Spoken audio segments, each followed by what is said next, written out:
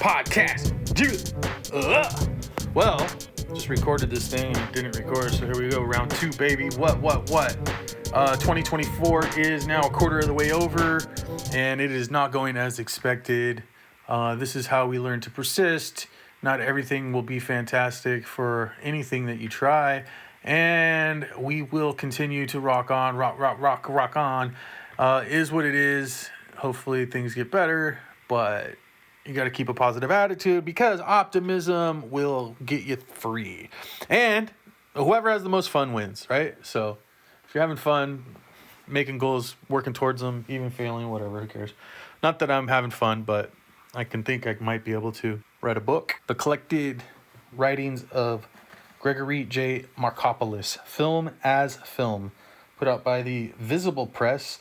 This is collected writings including memoirs, prose, essays, thoughts, theory on an experimental filmmaker who lived from 1928 to 1992. I really enjoyed it. I had never seen any of this man's pictures, but this is, nearly 600-page book, and it's just his love of putting pictures on frames and almost like an ideology or a religion towards it. Really well put together by him and his personal thoughts. I think it's just, from his notebook or talking, lectures or whatever. But fantastic. If you love movies, you love film, definitely cool to check out. I got to check out a lot of his film stuff. Looks like a lot of it might be available for free online. So it's Gregory J. Markopoulos. And I saw a ton of movies. Maybe the favorite thing I saw was Red Sun from 1970 from Germany, a film by Rudolf Thom, starring the beautiful, I don't even know who she is, without looking her up. She, let me see, I don't know her name. There she is. There's a couple movies named Red Sun, so watch out. Uschi Obermeier and Marquardt Bohm. Uschi Obermeier was a supermodel, and she is in this movie not acting. She's just kind of being herself.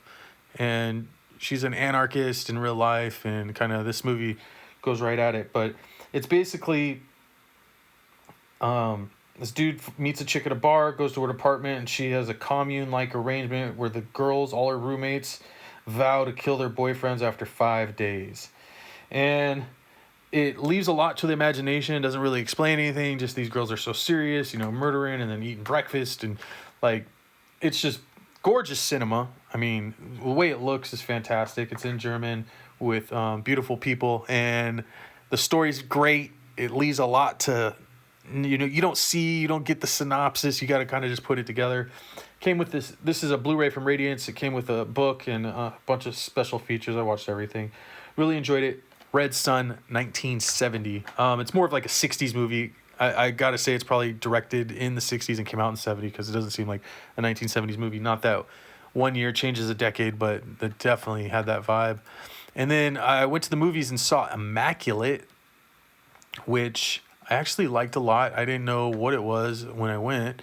I think I saw a preview and thought it'd be pretty cool. But a nun goes on a journey to a remote convent in Italy.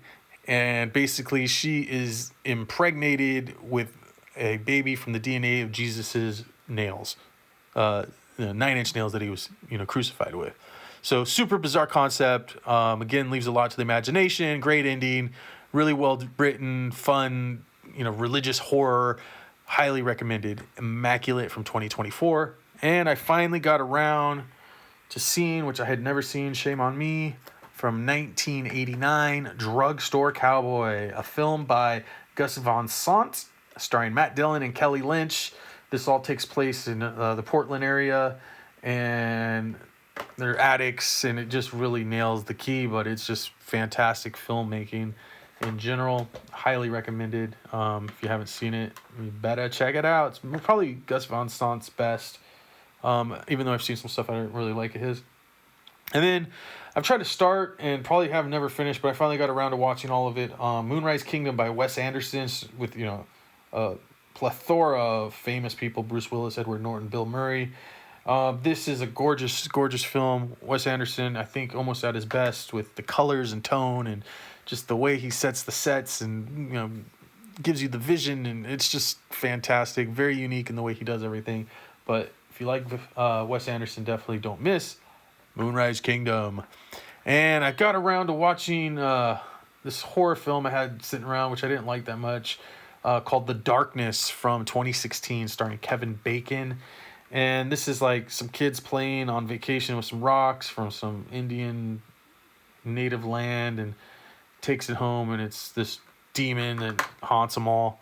I don't know, kind of lame, really, but whatever. The Darkness 2016, directed by, I don't even know who it's directed by. I didn't like it, but I don't know. Maybe I don't know my stuff. And I saw this made-for-TV movie on DVD I have here. Ed McBain's 87th Precinct, Ice. This is starring Dale Midkiff, who looks familiar, but I don't know who he is, and Joe Pantoliano, and he's a famous face. I never even knew his name.